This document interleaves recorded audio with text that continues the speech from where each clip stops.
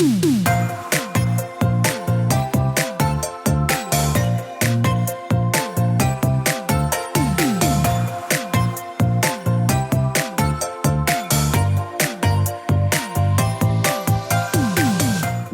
to the Plant-Based Podcast. Did you know that plants are truly amazing? Not only can you grow them and eat them, you can also wear them, drink them, nourish your skin with them, and so much more.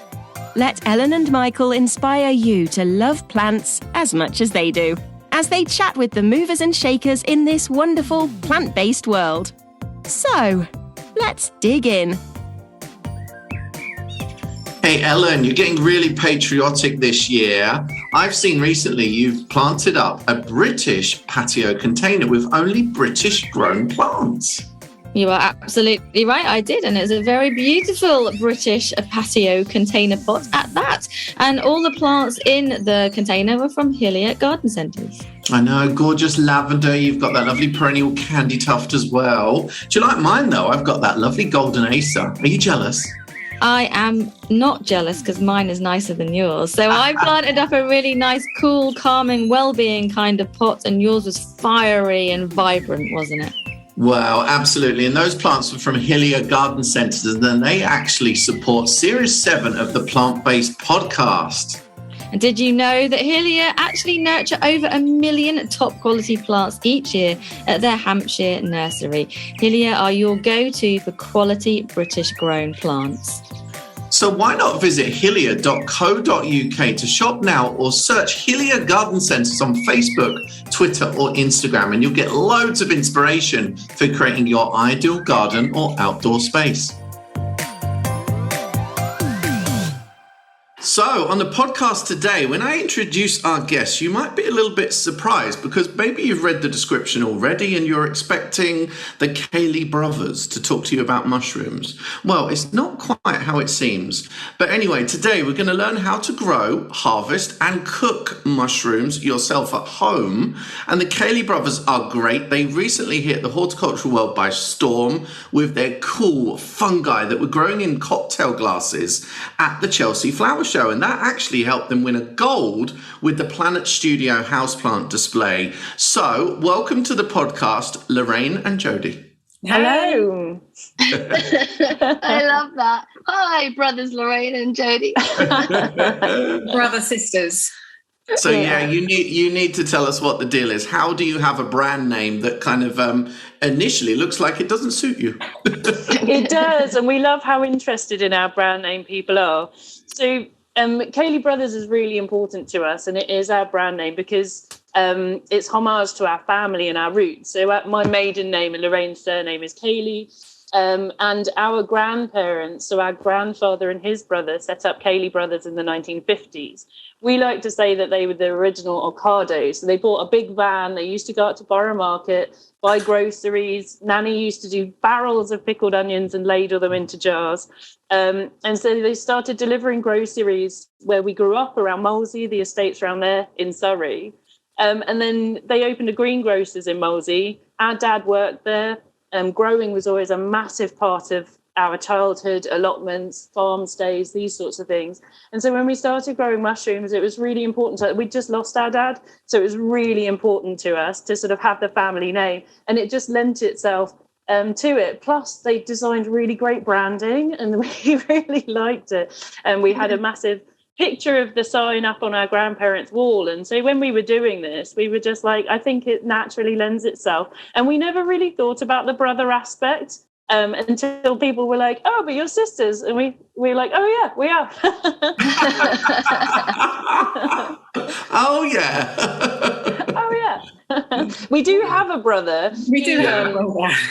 He is involved, but he has another career. And so we have to call him in to do, the heavy lifting and when we need an extra pair of hands. So he doesn't get away with not being involved in the business. We have to pull him in. So he's a sleeping brother. Yeah. Yeah. That's a lovely piece of history. I really love hearing how companies get going and, kind of what inspired them to do that in the first place. But you have like a lovely history, don't you, into what you're doing, which is really nice. That's it. We started growing mushrooms because we wanted to eat a more plant-based diet, and we couldn't buy the ones we wanted. And so, it just really developed out of our own need. And then people really enjoyed what we were growing and how we were growing and the story behind it. And it just built from there. So. Yeah, that's really cool. Our branding is the exact copy of the handwritten sign, the hand-painted sign back in the 1950s. That's how that's kind of developed as well. Wow. Oh, wow. Wouldn't your ancestors be so proud of you? Yeah, well, the original Caley Brothers are still growing. Granddad and his brother, Uncle Bill, they're in their mid-90s now, but the OG Caley Brothers are still around. That's amazing. That's really, really cool. Like you just touched on wanting to grow mushrooms based upon wanting to eat more of a plant-based diet, and kind of mushrooms or fungi in general has really, I don't know, it's captured everyone's kind of minds a bit more recently, hasn't it? That's and right. I've seen so many different, there's different reasons for that, but I've seen so many different ways of growing mushrooms as well. I know that obviously we're going to talk about the kits that you send out, but there's so many different ways of growing mushrooms. Can you talk us through some of the ways you know how to do that, like for us home gardeners? Yeah, well, there's lots of many ways depending on the amount of space you have. So you can do kits inside. So if you don't have a garden or you don't have much space, you can bring them indoors and they don't take up any room at all, really. But if you do have space outside, you can inoculate logs with dowels. So you can get freshly cut logs of really just 50 centimetres in size, so not too much, and you can stack them up like totems. So they don't take up too much room in your garden, and you can grow all kinds of varieties on logs really easily. Or another way that people are really interested, if they've got a little bit more room or a veg patch or a little space under trees, is garden beds. And again, you can grow all kinds of different varieties really easily. It's just about accessing really good quality spawn from a really good source and knowing how to do it, which is very simple. And we love talking to people and people interested in growing mushroom beds. So you can do that as well. So there are lots of different ways depending on your space availability. So when you say beds, you mean kind of like in the ground, as it were? Yeah. Almost as if you're doing radishes? Yeah, absolutely. Wow. We grow mushrooms on the farm in West Sussex, and so we have lots of spent substrate. We then put that into our garden and into my vegetable patches over the winter, and so I then have oyster mushrooms growing all in my veg patches whilst there's nothing else growing over the winter period. So wow. you can grow anywhere. They couple up quite nicely with lots of different veg as well, and fruit, because we grow on straw, and of course straw naturally goes underneath strawberry plants, so you can get your strawberry plants growing through the summer alongside your oyster mushrooms as well. So they're a great one for the garden. Okay, because I've got this kind of like bark path that kind of goes to my compost bin, and I'd be really happy to populate that with mushrooms. And when I was in Poland, they were selling mushroom like spores in packets, almost as if they were seed packets on a rack in the UK. And it was amazing. I bought two, but I haven't even opened them yet. I really need to kind of do something with them. But what would be the kind of life cycle of when would you sow mushrooms potentially? What time of year would you actually set those spores off? Well, you want to give them enough time to really get growing before any of the cold weather sets in. So any time really from after the last frosts. So in the spring is a really good time because the weather's really nice and gentle. You'll be able to get out there and water it frequently, or use the April rains to really embed the mycelium into if you've got a bark path, then that's great growing medium. But a little bit too late now, would you say, because it's a little bit too dry now? It's getting a little bit close, because what you want is a good couple of months of it getting growing before it gets too cold. What will happen, though, if you look after it, is the mycelium will just go dormant in the colder weather, because obviously you have fungi growing all through the year, and when it gets cold it just slows down, it goes dormant, and then when it warms up again it will just get growing again. If you're using something like oyster mushrooms, they're a really strong strain, and so they can tolerate lots of different growing conditions. So it's a really good beginner one to get started with if you're wanting to just have a play around. Okay, well I've got Bullet, is that a type of? Yeah. There's 2 different packs that are similar to those, but my concern is because I've already seen some mushrooms grow in different parts of the garden, but it's almost like I would sow those spores and then maybe some other ones would come up as well, and I'd be like, oh, which ones are the ones that are edible? Because of course that's a whole drama, isn't it? It's a whole nother world, exactly. You're dipping into foraging there, and you really need to have an expert on hand if you're... I know, and we are going to ask you about that in a minute, but I just wonder first, before we move on, if it's very useful to point out to listeners what a mushroom really is, what is a fungi, what is mycelium. You hear all of these words. How exactly, are they made up? And what is the bit under the ground? What is the mushroom? I think it's really nice to point that out for everyone, if you could, please. Okay, lovely. No, that's a great question, because even as growers, we're perpetually learning. We've always got books and audio books that we've got on the go. So the mycelium is the white stuff that lays underground. And if you're in the forest and you turn over a rotten log, it'll be the white, kind of slightly stringy, almost very fine, noodly like that's going through that goes through the undergrowth. So that's the mycelium, and that's the equivalent of the roots. So mushrooms for years have been associated with vegetables, but they're actually, I think in the 1960s, they were finally divided and separated as their own kingdom.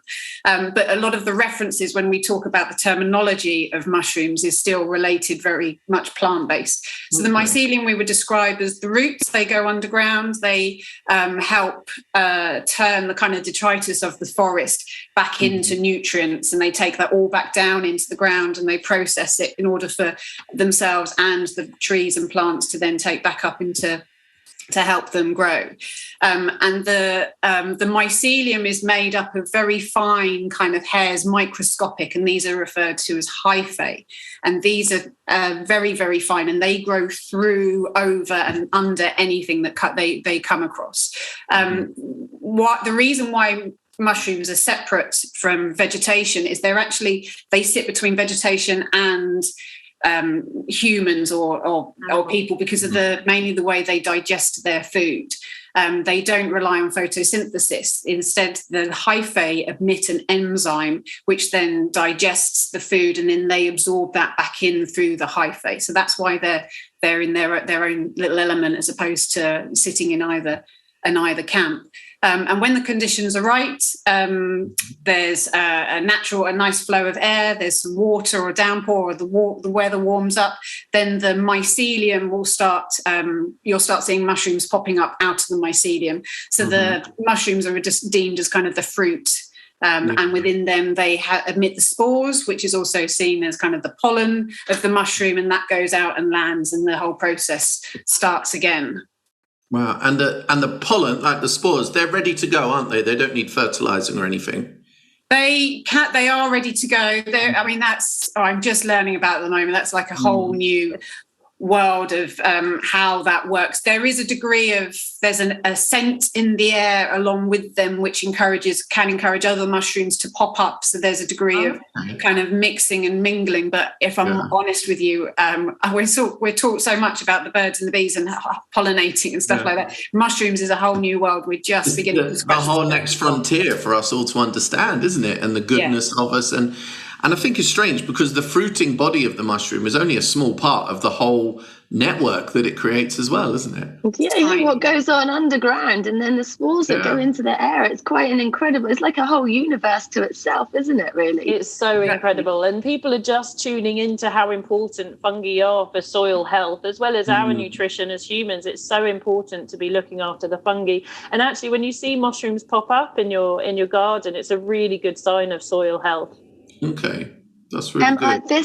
I really love lion's mane mushroom, and like when you make it, I know we're going to talk about cooking later, and you make it into like a steak or something. So I bought some of the plugs to grow on the allotment and drilled holes in a log and popped the plugs into the log, and then hopefully, perhaps I might get some lion's mane mushroom at some point in the next year. I don't really know, but amazing. Yeah, you should see something come up next spring. If you make sure that your log doesn't dry out, you keep it really nice and hydrated on during the summer, especially when it's not raining. And then come spring next year, you should really start to see it grow. That's so exciting.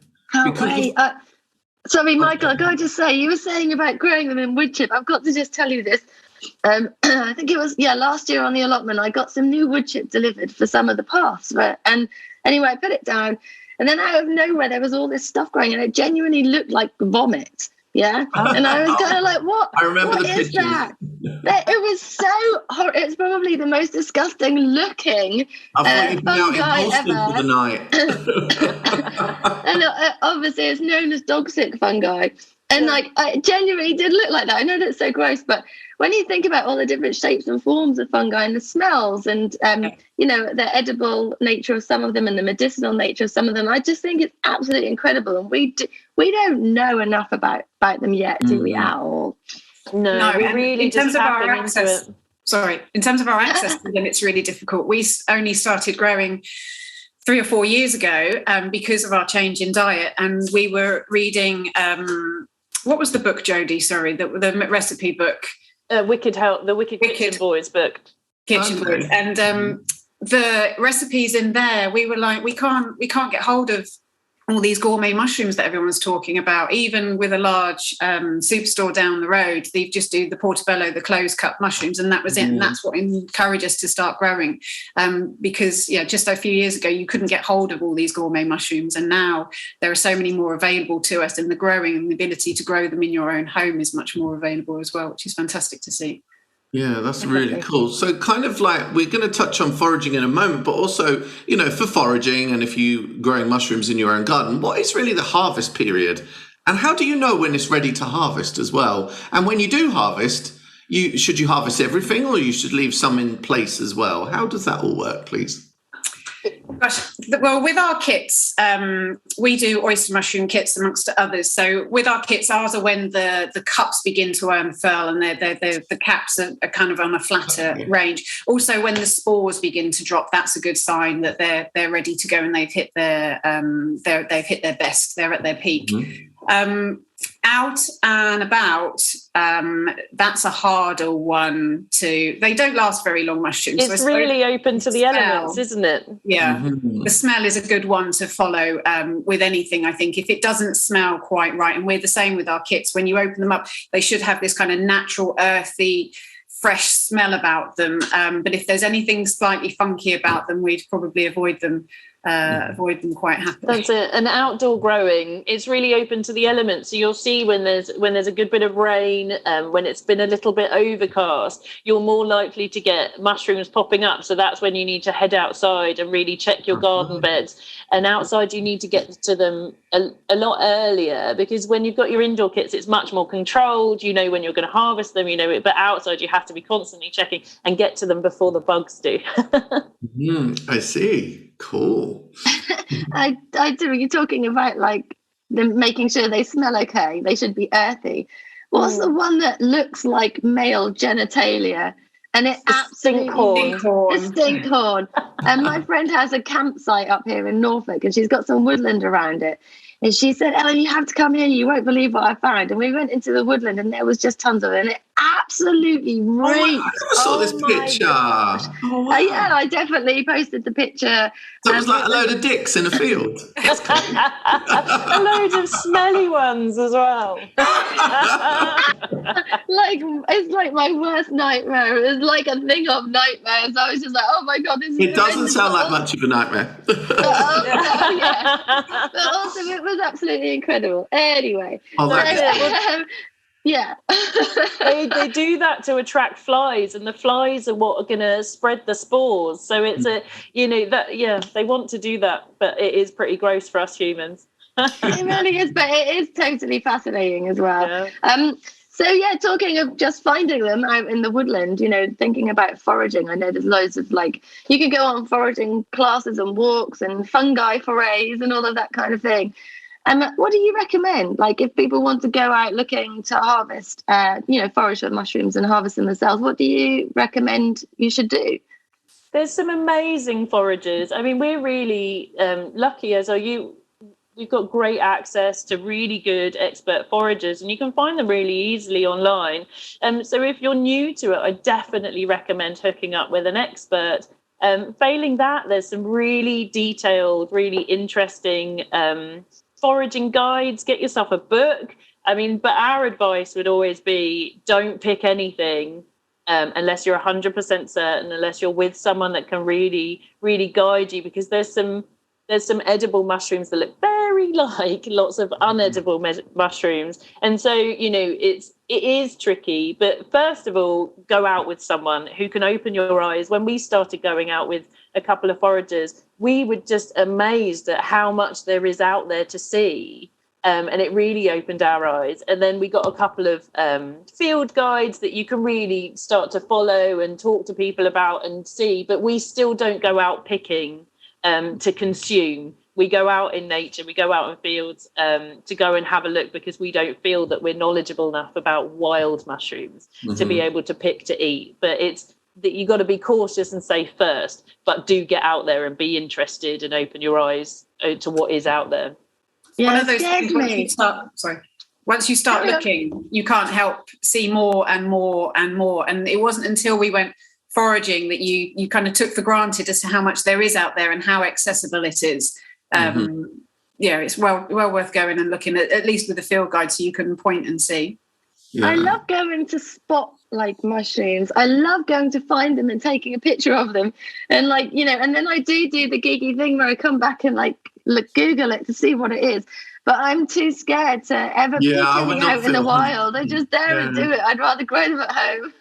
That's it. And I think lockdown and people going out for their daily walks really built a community of people that are in the same boat. Really open people's eyes to what's out there and to nature and interest, and lots of people taking photos and trying to identify and really building the community of mushroom enthusiasts. But I think generally, like in different countries, there's different understandings and appreciation, because like in Eastern Europe, it would be quite normal, for a Polish family to pick their own mushrooms from the wild and to have that awareness that is kind of passed through generations. And certainly in the supermarket, you would see a lot more different types. I was in China for a while, and certainly in the supermarket there, you saw some proper cool, wild looking fungi. It was really a whole nother world. And I think compare that to what you said about earlier, where, in our shops, we only got like portobello, maybe a few button ones. We're really only the tip of the iceberg when it comes to what you can use, So we really are. And it's so much, as you say, in Eastern Europe, it's cultural. And and in England, I really feel there's more of a sort of fungi phobia. And we're really just sort of starting to break down that idea that mushrooms are something to be afraid of. Stick to your staples. And go no further. And it's nice to see that people are getting more interested, and we're taking on a more of a world view approach to fungi as opposed to the terrified place we were at before. Yeah, I think almost conversely, when we're younger in this country, it's passed on how dangerous mushrooms can be. Yeah. Which is like the whole flip side of it. Yeah. That's it. Apart from the emoji one's always seen as cute, isn't it? Yeah, exactly. But I wish there were eatable mushroom emojis. That would be much better for me. Yeah. What would be the most attractive eatable one that we could have as an emoji? Maybe we can email Apple about it. Your chestnut mushroom, I think, would probably be your most visual. But I suppose you run the risk of shoving a couple of eyes on it from a distance. It might still look like the poo. Yeah. A nice pink oyster mushroom would be lovely. Yes. Or a black trumpet or something. That would be good. Or chanterelle. I love the yellow chanterelle would be good as well. They're quite recognisable. Oh, this is like Mushroom Fantasy League. Fantasy League, yeah. Yeah.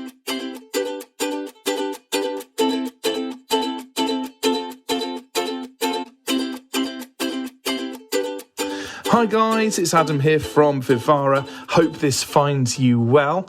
I can't believe it's already July. Where is this year going? Seems like only yesterday that we were looking at nest boxes and the beginning of fledgling season.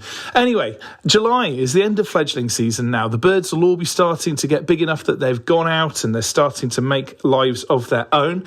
So if you've been waiting to trim your hedges, you probably can get away with it now, as long as you have a quick check to make sure there's no birds within the the hedges. Most of them will have kind of moved on and be starting to do their own thing. For us over at Vivara, we're starting to look at butterflies. As I've mentioned before, we sponsor the Big Butterfly Count, so we're starting to really ramp that up. We've got some cool new things going on, some nice plants that have come in, which are butterfly friendly, and we're just starting to look out and see what's a butterfly and what's a moth. Lots more of information about that on our pages, so feel free to come and get in touch. If you haven't signed up for the Big Butterfly Count, just Google it. If you Google Big Butterfly Count, you can get all the information there from the Butterfly Conservation Trust, and we're really happy to be able to be a part of it. That's what I'm up to this month. If you're in the mood for a little present for the garden, grab an insect house or a butterfly house. We've got loads on the site, but mainly get out in that garden and enjoy the sunshine. Hope you're both well. Love to you both. See you soon. Bye.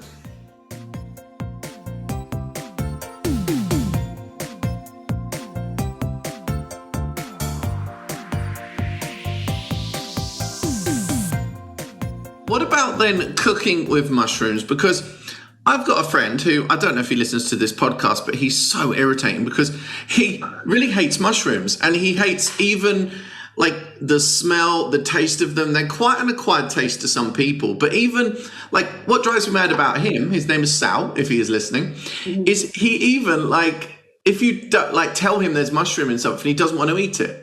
Which has almost then become psychological because, of course, not all mushrooms taste the same. How did they get a bad name as being this acquired taste? And how would you use them? Is there any exciting different ways you can use them? And, of course, are they nutritious? They are good for it. They're not like sweet corn, are they?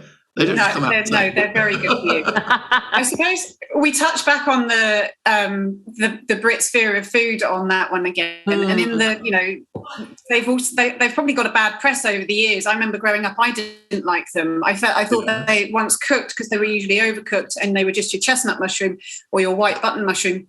They were like slugs. They kind of had the texture and the appearance of slugs. It's because we've got no cooking skills in the UK, isn't it? No, and because the classic in all the restaurants next to your prawn cocktail would have been your garlic mushrooms. So it was they weren't really used that much. So when lockdown hit, prior to that, we were supplying quite a few fresh mushrooms to local cafes and restaurants. So when they closed their doors, we were left with an abundance of oyster mushrooms almost on a daily basis for a fair few weeks. We really got into cooking with mushrooms. Also, the kind of plant-based diet is something we're very fond of and keen to try and stick to. But we also grew up with classic lasagna, spaghetti bolognese, Hema meals, which are all very beef-heavy, mince-based.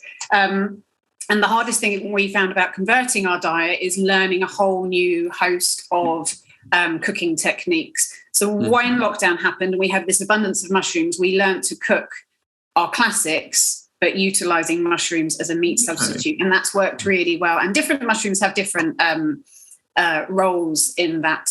The chestnut and the white cup mushroom, they're quite good finely chopped and can take on a lot of flavours. If you're your friend that says they taste too mushroomy, then he probably just needs to beef up the sauce maybe amongst his what he's eating them with, or go for a milder mushroom like an oyster, because an oyster mushroom's quite nice, and along with the king oyster mushroom, they tear and marinate like chicken. So if you wanted to do any of your classic chicken pulled pork as well meals, you could easily substitute your meat for the mushroom instead. Tear it, marinate it, and cook it in the same way. And it's a great substitute. And it's not even necessarily for people wanting to go to completely plant-based. If you just wanted to reduce your meat intake or reduce your meals. It's not always about switching entirely. It's about just embracing different foods that have got goodness for you, you know? That's it. And especially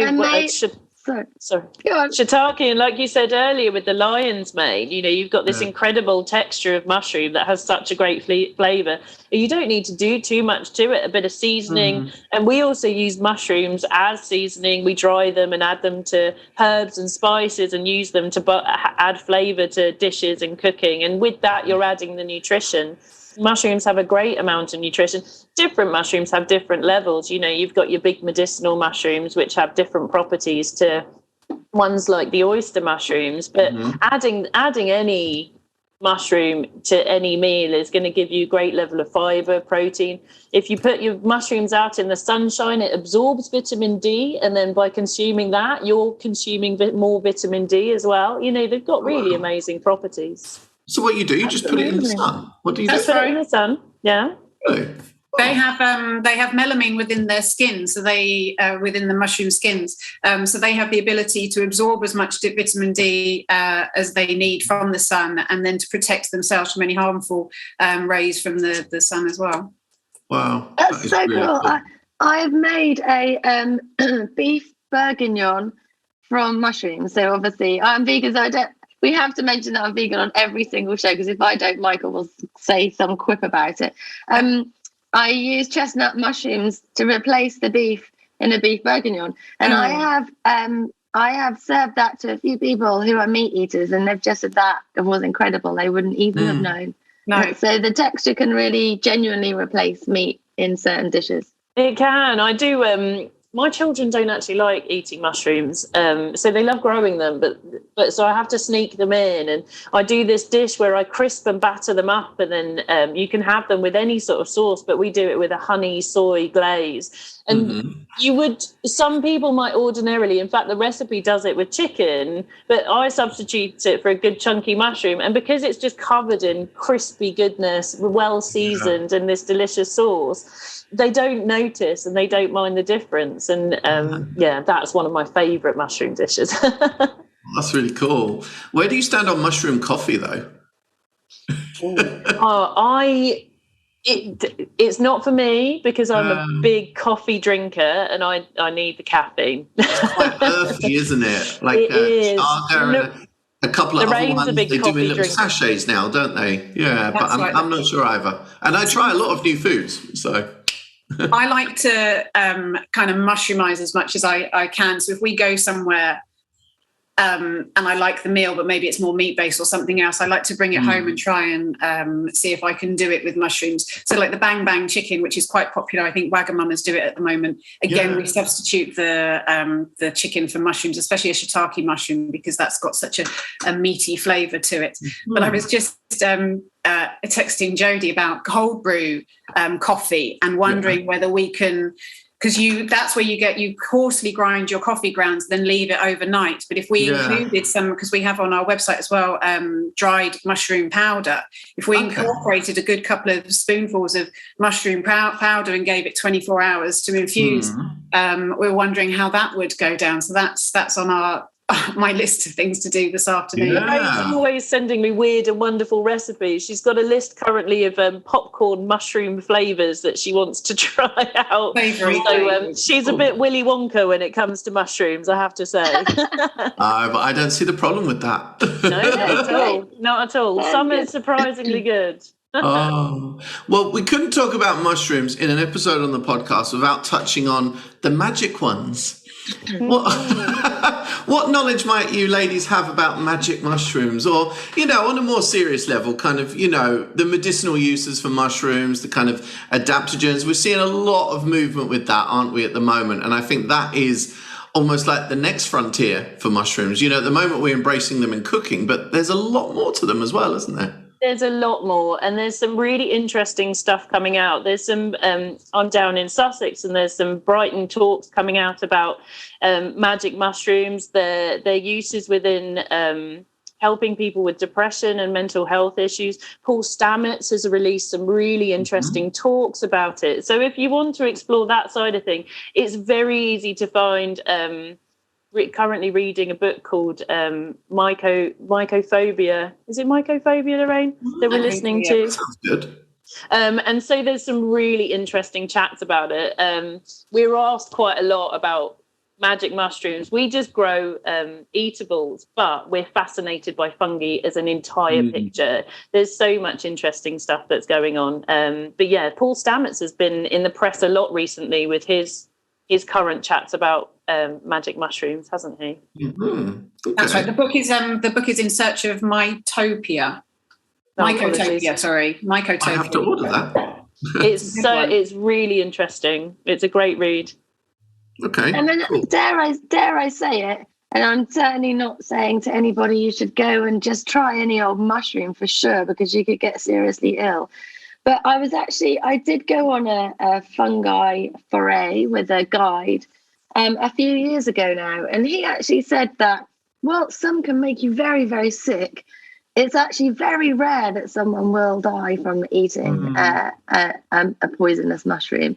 So please don't go and try them at home if you're listening. But, do you think that we've kind of put them, because of the whole magic mushroom thing and talking about how poisonous they are, and then even fairy tales and cartoons and stuff, do you think that's made us more wary of them at all? Or do they deserve that rap? I think it's made them unnecessary, especially over here in the UK, unnecessarily wary, because as we touched upon earlier, culturally, other people, have such a wider understanding that's just part of normal everyday life.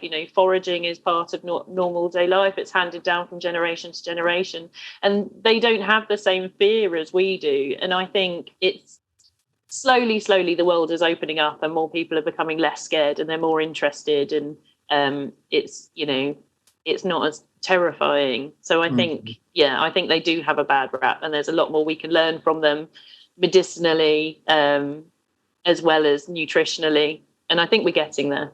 I think there's been a big lack of research go into mushrooms and what they can do, and just generally them in their own state. There is a lot more going on now, and there's a lot more understanding, but it's very, very slow. Even kind of the terminology, when anyone mentions mushrooms, there's usually the first few questions that come out: do you grow magic ones and stuff like that? So there's a and that doesn't just happen at kind of low-level conversations, between friends. That happens. We've got people that we know of that are trying to take this through, higher grounds, through government, in order to secure funding, and they suffer from the same questions as well. There's kind of a lack of knowledge, a lack of seriousness in the research department, but there's an underground movement. It's definitely moving. We're much more aware of it, and it's nice to see. So who knows? Yeah, that's really interesting. It's an exciting area to explore, isn't it? Yeah. Cool. Well, tell us what do you do as a company then? Because you've got some grow at home kits, haven't you?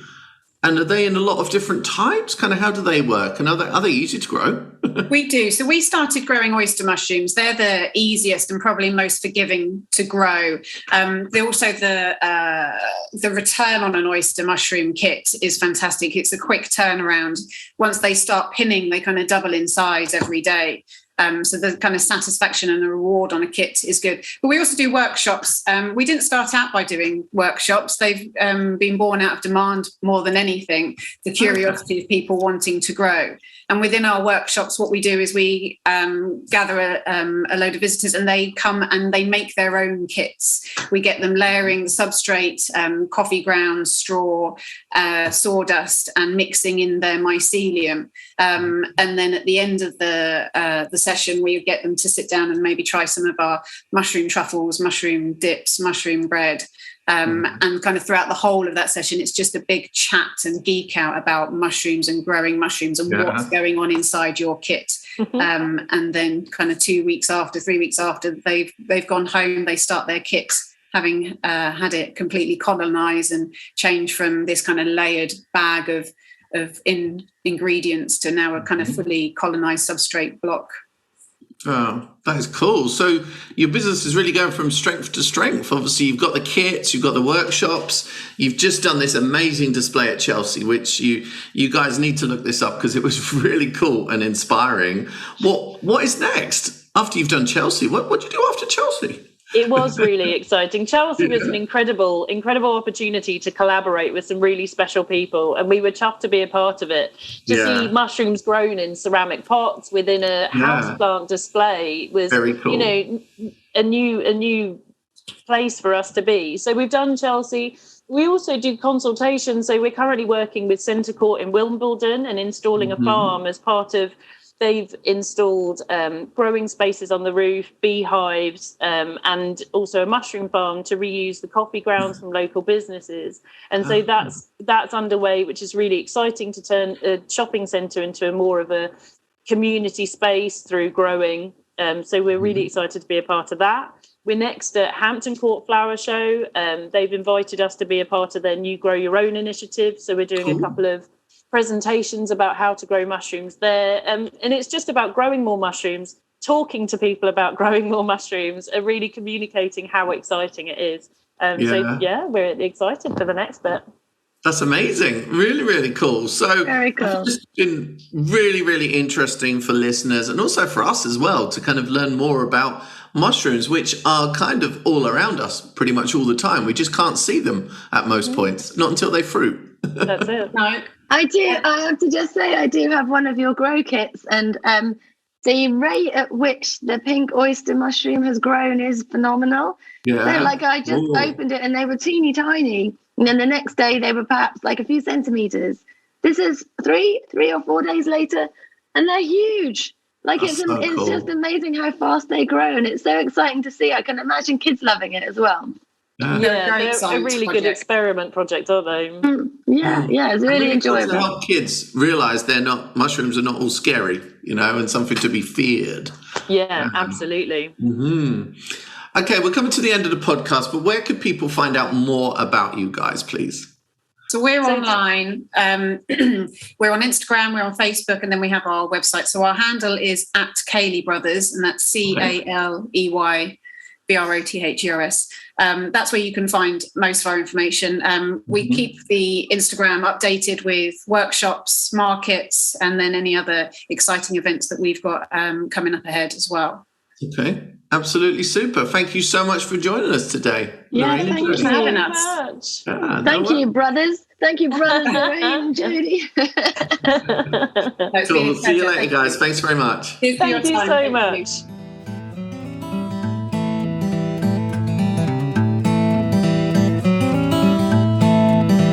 Hello, it's me, Dr. Rada again, and I'm talking about the life lessons that nature can teach us. Nature is extraordinary. When you've got troubles in your mind and things seem overwhelming, nature can really give us a sense of perspective. It helps us reframe things. It helps us remember what's really important and to reflect on what we want to prioritise. So when everything gets a bit too much, just slow down, have a look around and get a sense of perspective.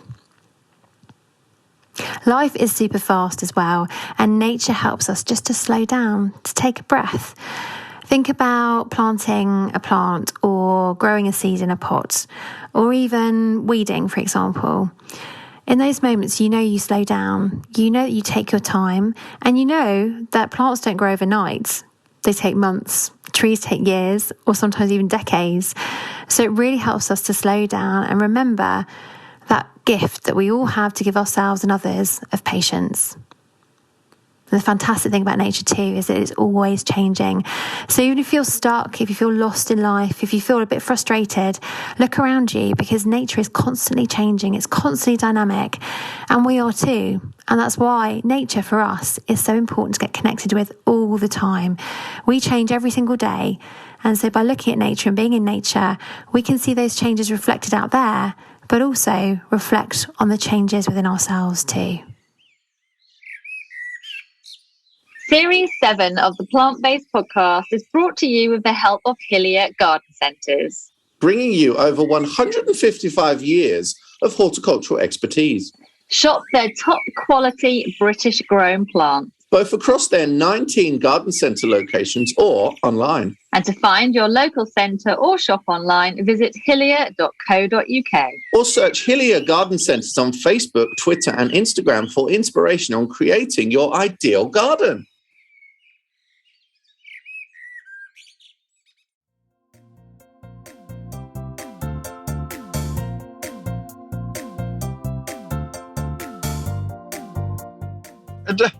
I'm looking at my face, Ellen. It looks like I've got some filter on my Zoom, but I really don't think I have. I'm just shocked that this is my actual face. Yeah, that's what you look like. It genuinely looks like this. You've contoured your face. Like it's like the light is shining on your face in all the places that you would contour, like up here, and you've got like the light nose. Oh my God. Do you know, I'm on the truck stop filter. Truck filter. That's a scary filter. I'm recording with you en route, and I seem to, like, the only place I can find to stop is a truck stop. Do you remember we tried to record somewhere before and we ended up being like, I don't know, in a gateway near some nettles and a lake, and it was like in a field. It's very hard to find stuff when you're driving around. So I was driving, and you see these spots, and then wherever you are, it seems there's always someone. So there was nowhere like private, and then I ended up in this truck stop, and there's not many cars here. I'm not sure if cars are really allowed, but anyway, I'm here for the testosterone and the tarmac. Yeah. Nice for the testosterone. I love that. Do you remember the time we were trying to record and you were in a car park and you were getting really anti? Oh my God. I'm almost like that now, but I'm kind of going with this lorry noise. There's a bit of kind of kinky atmos. Can you hear it? No, not really. Oh, that's a nice engine, Melon. Look at that. Oh, look at that. Oh my God. A minute ago, you should have been here. Because they were like, there was someone in the way, and so the others were like beeping, and it was so loud, and there's about 4 lorries like with their horns at the same time. It was like insane, but it was kind of like a bit like a dance track at the same time. I feel I could remix it. The Euro dance track. Honestly, I feel like you are enjoying being in the truck stop more than I could have imagined. No, I am. I'm naked from the waist down and feeling great. Oh, brilliant. How are you? Oh, dear. I'm fine, thank you. But I think we should just, where are you actually heading? You're in a truck stop. Where are you going? We're going to Glee. You went to Glee yesterday, didn't you? I did not go to Glee yesterday. You lied to me. I know you lied to me, Ellen. We had this whole oh my God, you're at Glee. You said you weren't going. You're lying to me. This is the first time in our relationship that you lied to me, and things will never be the same. Yeah, it's so funny. I did not go to Glee. So a really lovely company called Zest for Leisure, who I know, and we're chatting about doing some stuff. And last year I met them at Glee. And I had a skirt on that was all like citrus fruits, and they're Zest for Leisure. So when they came over to take they won an award. They were like, "Oh my gosh, your skirt matches our branding." And so that's how we kind of got to know. So then on their social media yesterday, they posted, "Oh, we can't wait, Glee's coming up. Here's some look backs from last year," and then they posted a whole load of stories. Look at you explaining your lie to everyone. No, I'm telling our listeners what happened.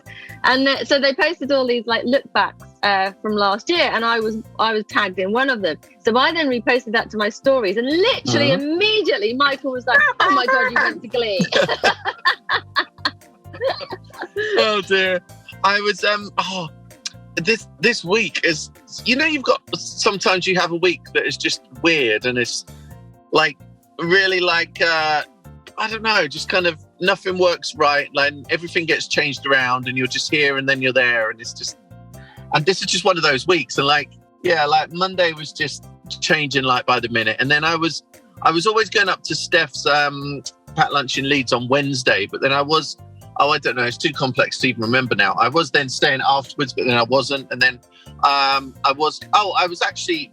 Yeah, because I was going to be staying in a hotel, and my partner was going to come up, and we were going to then have a cool night of it. But then I would have been the night before in the hotel as well. And Ellen, I really, after being away most of June, and also I think for my partner as well, because we've travelled so much in June and such, we're just we're actually this is weird. We're kind of bored of staying in hotels. I didn't think this would ever happen, Ellen, but it's just. I think if you have a lot of it in one go, then it's just nice to be at home for a little while, for sure. And we just looked at each other and we were like, "Oh my God, can't even do that this week." So so I'm then going up to Steph's just myself, and on the way I thought, "Oh, maybe I'll go to Glee after all."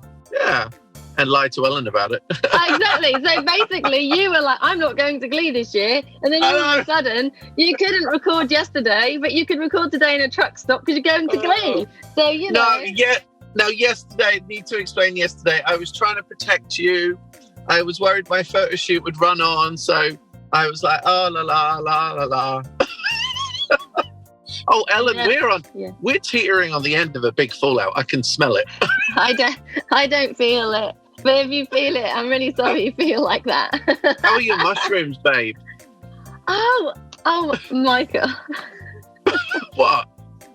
Did yours put spores everywhere? Yeah, so the funniest thing is, right, I harvested them, obviously they look amazing. I made them, I fried them in a little oil, salt, pepper, paprika. I'm actually going to copy your complete recipe, what you did. Honestly, they tasted a little bit like bacon. It was amazing. Wow. Really, really good. Really happy with all of that. And then, and that was it. Pack went in the bin. And then, Michael, you were like, oh my God, there's spores everywhere. And I thought, oh, don't be so dirty. Just clean up. Like, it's just dust. And then I went in there yesterday in like the utility room where they were. And they're everywhere. It's like everywhere. It's mad, isn't it? But I remember when we were at Chelsea, were you there when like the light was shining on the fungi on the plant studio stand? And you could see all the spores in the light that were literally like drifting off the fungi. Oh my God. Wow. That's amazing. We could be swallowing these all the time. Isn't that funny? Yeah. Well, we are. Essentially, we are swallowing spores from fungi everywhere. I mean, I don't mind, really. No, but I did have to clean up. I was like, oh, that does look really dusty. But yeah, it was funny that you said it. And then I immediately went and looked and I was like, I've just told him off for being dirty and not dusting. It's exactly the same. It's really exciting and they grew really quickly and easily. These bags are really cool, actually. Because I remember like in the old days trying to grow mushrooms. Do you remember when they used to sell those like polystyrene boxes and you could do like button mushrooms or something? These are so much simpler and and how they've come on so quickly is just amazing. I think like I harvested within 4 or 5 days maximum. And there's no way they could just come out of the bottom or the top as well? No, like bang in the middle really. Because mine just came out the bottom. Did I have to cut a hole or something? Yeah, you're meant to cut a hole where the line is on the pack and then you cut a hole through the plastic packaging and then like spritz it so it gets a little bit of moisture. And then they go out of the middle. Mine just helped themselves really because I never even unpacked it. So I've never even cut a hole in it. This is just the mushroom trying to escape. If you cut a hole, you might get more. Yeah, I'm wondering that. I'll do that when I get back, actually. Yeah, you might get some more, definitely. They're very cool. They're pink oyster mushrooms. And they look fabulous and they taste really good. So yeah, it's very, very cool. I like those little packs, definitely. Yeah, because mushrooms is obviously our episode this week as well, isn't it? So I've got some lion's mane plugs. Oh yeah. Spores. So to drill some holes into. Yeah, I need to do something with the ones I brought back from Poland. Although I think mine are just spores in a packet, like seed. I'm not sure. You can do that too. Yeah, there's different ways of doing it. Quite a few different ones available, but. I've never found personally lion's mane mushroom in the UK, and in the US when I'm over in NC there's a farmer's market down the road and they sell massive chunks of it and you can make like it into steak. It's like incredible. So I figured if I could get the plugs, I was going to try and grow some on the allotment, but I am running out of time for getting them in, so that's this weekend job. Yeah, me too, honestly. Why does every gardening season like run away with itself? I know, so quickly. And there's this moment just at this time of year, it feels like, I don't know, it's out of control. Well, last month on the allotment, I felt really behind, really behind. I was like, why am I so behind? And then I looked back at photographs from the previous year and I really wasn't that far behind at all. Yeah. And then all of a sudden this last week, there's just tons of stuff. Like I harvested tons of beetroot, like tons of salad. Everything's just gone boom. I'm going to get a random bag. You're going to get a random bag of leftovers and seconds. Yeah. Oh, that's cool. I'm not complaining. So how do you keep up with it? Like you're like then picking it and pickling it and fermenting it or what? Or eating what you can fresh at the moment? Or I eat what I can fresh at the moment, first of all. Then I will freeze them, and then whatever's left, I'll then look at pickling or fermenting. And my husband's home at the moment, and I completely forgot about the back of my fridge was some jars from last year of pickled runner beans and stuff. And he was like rummaging in the fridge. He's like, oh my God, these are amazing. And we took them out. And they'd obviously been pickled since last year, and I put like mustard seeds and stuff in them. Okay. They were amazing. Really? They were so tasty. Yeah. So pickling and fermenting is great because I'm still eating last year's. the better it is as well, isn't it? So, yeah. I remember doing it when I good. was a kid with like onions and eggs, but I was never patient enough to wait. So I'd like eat them after 2 days. Yeah, Oh my God. pickled beetroots and runner beans and anything, and then there's chutneys and jellies and all sorts in the fridge, and I haven't got to that point yet. Do you know what I mean? I haven't got to that stage of having to do that yet, but it will come over the next sort of month or so, I think. Do you know what I bought last week? There's a Spanish shop, because obviously I just come back from Spain, so I'm obsessed with every Spanish food that exists at the moment. So, like, you know, the prickly pear, like a puntia, like leaves, Yeah, all like sliced up like beans. yeah, amazing. So I'm not sure what to do with them. Maybe Well- I'll like do stir fry them or something. Yeah. Be careful, first of all, because even when you think you're not going to get those tiny little not prickly but things, these are you do. But these are prepared. Oh, okay, fair enough. Yeah. Because like trying to prepare them is a nightmare, and also even the fruits, like you've got to get all of that off, which is tricky. But yeah, and really good for you. They're so good for you. So that's really cool. Yeah. So I love a different veg, and in Spain, something else I noticed a lot of was they have in jars cardoon. Right. Because we often don't look at cardoon as a vegetable. It's just kind of like the thing that you accidentally mistake for an artichoke, you know? Yeah. That's all it... That's its whole purpose in UK life, isn't it? Like mistaken identity. Oh my God, where's Of my everything. artichoke? Yeah. But no, and it's kind of like a vegetable like that. I adore going to... Like, the best thing of going on holiday for me is going to the garden centre and going to the supermarket in another country, because you learn so much. It's really fun. I love seeing different stuff. I Like do in love Greece, going I to can the never supermarket. defo, but I can never quite there's I think they're kind of almost like sea vegetables, but you would have them like in a spanakopita or like in a little like pie, and you can buy those in jars, but kind of like it's always a bit of a ball ache to bring, because you would have to put jars in your case, wouldn't you, and make sure they don't break.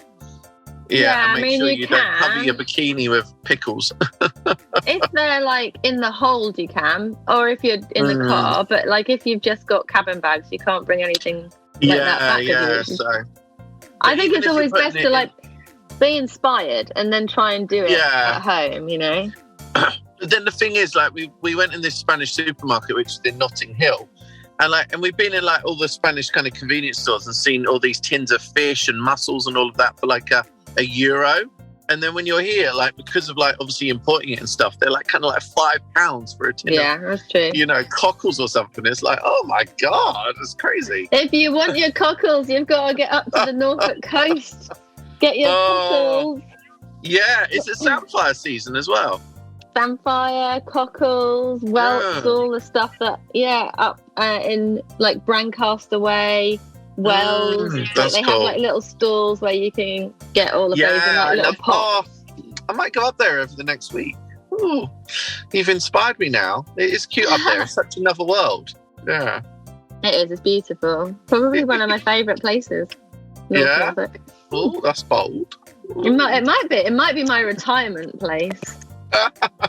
Might go and hide in Norfolk. Yeah. Anyway. Do you know what? I never know what my favourite place is. I'm always like, I don't know. Like, you know, I just said to you, I really wanted to like just be at home and not be in a hotel anymore. But I know in about 3 more days' time, I want to like go away again. Yeah. You're still in that I've settled at home for a week type thing, and then you start getting itchy feet again, for sure. Do you know what though? If I ever like, I don't know, I'm happy like, you know, just spending all my money on just going places and seeing things. Like, experiences. Like, you know me, Ellen, I don't wear anything expensive or really kind of, you know, have anything that's bougie. But yeah, that's just makes me happy, really. Yeah. You're just bougie in yourself, Michael. You're just full on bougie. Yeah, it's Laurie. I'm like, such a Laurie experience. Experiences are make life more than having anything material, for sure. Oh, definitely. Talking of experiences, being in this lorry park is quite one. You got guys like walking across with like towels. They're obviously going to have a shower. There's like, obviously they're then like drying their stuff, like with the engine open and stuff.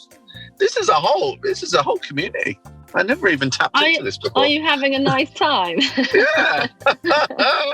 Be careful someone doesn't knock on your window soon. I can remember stopping near a truck park in France when we were driving through France.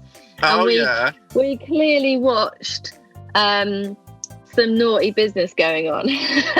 Really? At the truck stop. Oh, yeah. Oh, wow. No way. Yeah. Oh, wow. This is something you can't tell me about on the podcast, right? I probably won't go into detail, but we were quite Is this a Tenby moment? No, this has nothing to do with me. It was just an observation of what was going on. But yeah, it was. We were like, "Wow, that really does happen then at truck stops." Oh, wow. That's mad. Oh, I might stick around here then. I really will bin off Glee. Oh dear, we do Pride Month containers on Steph's tomorrow, so that's quite fun. Nice. Yeah, that would be When they fun. initially suggested it, I was like, how can I make that exciting? But yeah. I've got a car full of rainbow plants, and I've also got these love them or hate them rainbow roses as well. You can see them, perhaps. That always divides people. I can see them, doesn't it? So cute. Yeah. So many people will be like, "No, that's horrible. Why would you do that to nature?" You know. But what are you up to? What are you up to this week, Broadbean? Well, this Broadbean has got a trip down to Surrey for a couple of days. Oh! I've got no idea why I did that. No, me That's neither. Nice. And I've go to Bushy Park. Bushy Park, Richmond Park, all of those nice, lovely parks. And also, this is really bad. I literally only remembered when I opened my diary this morning that my book, The Joy of Gardening, which came out in the UK last year, comes out in America today. And today? it's taken over a year to get it to be released in America. Yeah, so that's really cool. Exciting. Yeah, so I've got some stuff to do for that. That's a good job that I wrote it in my diary. So busy. Can you remind me, I don't want to be stupid, but your second one is out, or is we're still waiting? My second one, How to Grow a Garden, is released on the 28th of July. Because I have it on pre-order, naturally. But, of course. So that's quite soon then as well. That's really good. So How to Grow a Garden's out 28th of July in the UK, and then in the US it's out in January next year. Wicked.com. Yay! And when's yours out? My friend Sal, he's so much better at doing my admin than me. He's kind of like, he messaged in our group the other day and said, 100 days until your book is launched. And I hadn't got any idea. It's October the 7th. It is. But the thing is, I know that things like this, like it might change or it might kind of pivot. So I'm kind of like, I don't really think of things until nearer the time that they happen. So yeah, but I think 7th or 9th or some single figure date in October. Yeah. Okay. Well, we've got a few months to figure out. Let's say 10th of October, and it's definitely out by then. Right. And then if it's before then, you can surprise us all. Yeah, defo. So that's cool. Oh, very cool. Yeah, wicked indeed. Wicked kitchen. So I hope you have a great time at Glee. Being there, like totally fibbing to me that you weren't going whatsoever. You always make out I'm the one not telling the truth, and it always doesn't turn out to be the case. What? I just did not tell you ever. Anyway, have a good day. We'll watch you on Steph's. Check out your rainbow plants. Oh, that means a lot. Thank you. And I think we'll leave you now to just meander around the truck park or whatever it is you do at truck park. Yeah, I'm going to have a shower outdoors.